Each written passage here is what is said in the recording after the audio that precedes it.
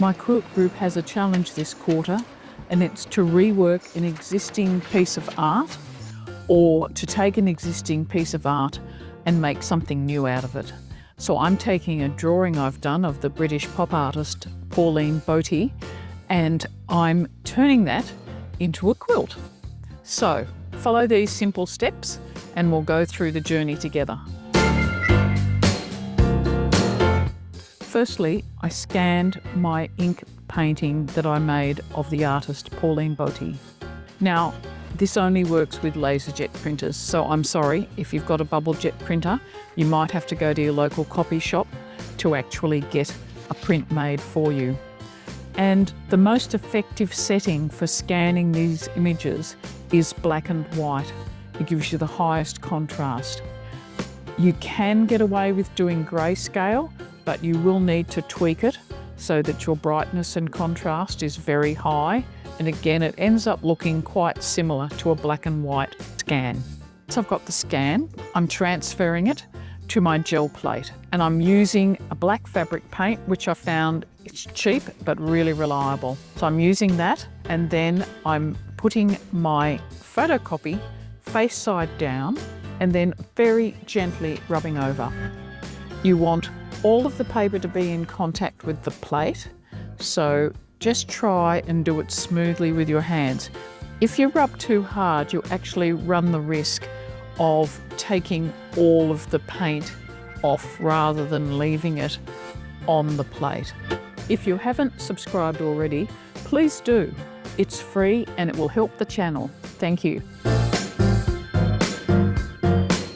I've let the black paint dry on the gel plate. That's really important. It must be absolutely dry before you do the next step, which is to put your colour paint, or if you don't want a background, a gel medium, either works, over the top of the completely dry gel plate. Then I place my fabric on top, and when that is smoothed down, I weight my prints down. It takes time for it to dry this way, but believe me, you will get a much better result.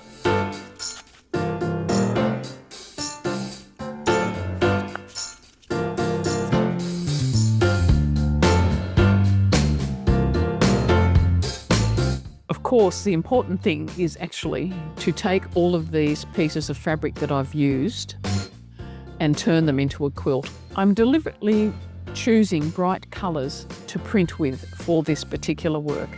I really want to give the feeling of Boty working as a pop artist. So now I need to basically make my design decisions on this piece of work and get to the sewing machine.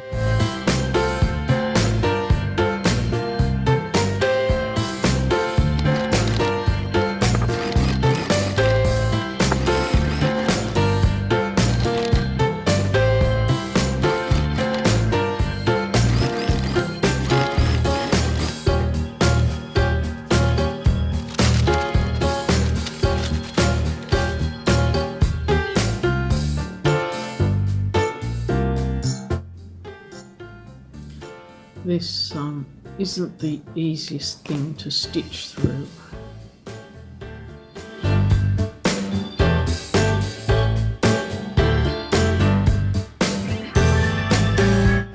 Boty is the only female artist associated with the British pop movement, and she did some amazing work, so I really encourage you to go and have a look.